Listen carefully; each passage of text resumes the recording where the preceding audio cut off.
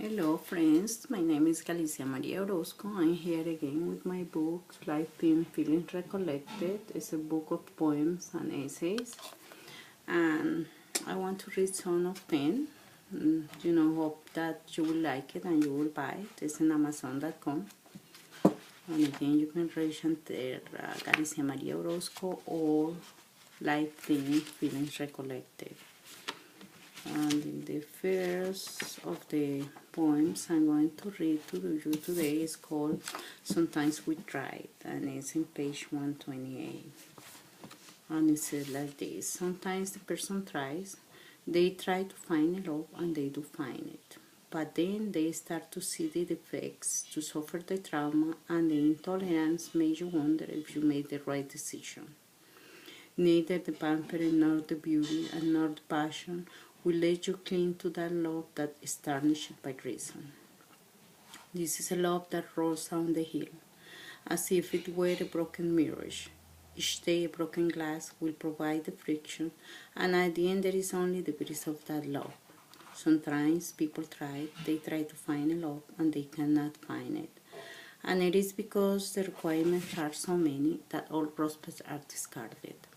And at last, that fails attempts among proposal and rejection because of the numerous defects, obstacles, and so of illusions, willing to set up the mind to believe that to find that ideal love is as difficult as to see a shooting star. Sometimes people try to search for that love, and at last they find it. And like a gambling game, they claim that they finally have found whatever they dream of. And then I'm going to write to you another called Inspiration, thinking in how many times I as a writer feel that I can find an inspiration. So, and then, I'm thinking you have to worry because we have the thought that it's constantly working. Our minds are always not stopped. So it's said like this: slope of thought dry up, and a sinker is being caught with pain ignited. Because of the sterility of his field, his veins have hardened, and so speechless with fright, tirelessly wandered. Awake at night, he looked for the brightest star, and with wishes he led them all. He led them all, for the rain to come down from the sky, for the earth to come with another sprout. But the muses came with water jars to quench his thirst, and let him know that only the great will do a fatal work.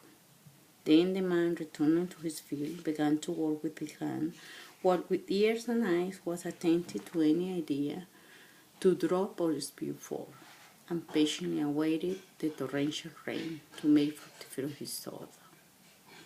And when suddenly despair was upon him, the muse reminded him that only in the grave dryness comes forth. And the last I want to read is this one.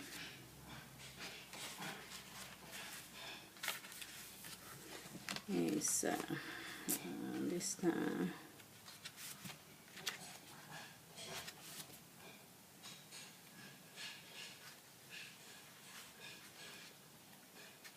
I'm sorry, my friends, I'm taking too long.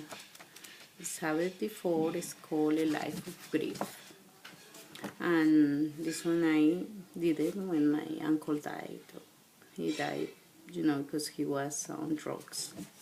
And finally he lost his battle.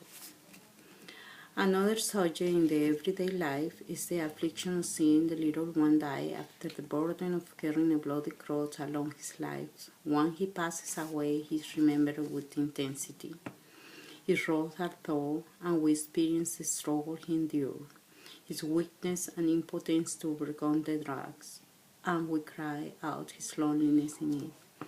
Sorrow is to know his failures, to overcome the difficulties and traps he encountered in his way. It is the agony of the disappointment that he was not granted with the interior power of victory, and that he had so much poverty and deprivation.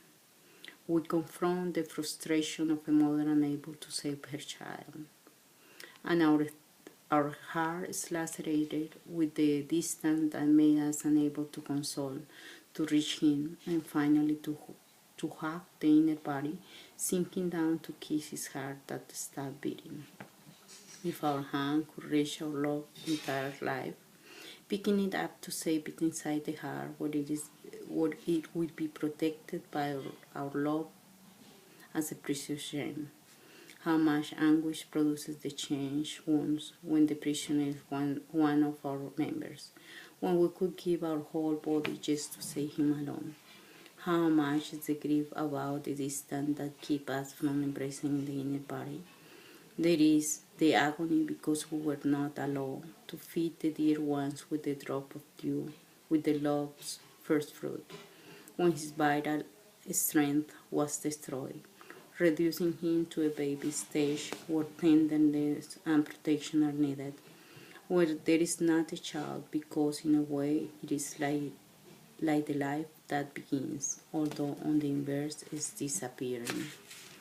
Reaching humility through the extreme humiliation of seeing his body destroyed, reaching extreme weakness reduced to debris. It is a grief to let others bury the debris, our debris. Only you, my God, I find consolation when I imagine him in your arms after a life of sorrow. Well, friend, today is as you see, I have the grief as my companion. Dedicated to my uncle, may he rest in peace. Well, friends, I hope you buy my book. It's in Amazon.com, and I said before, Lifetnhings, Feelings Recollected. Thank you very much, and see you in another day.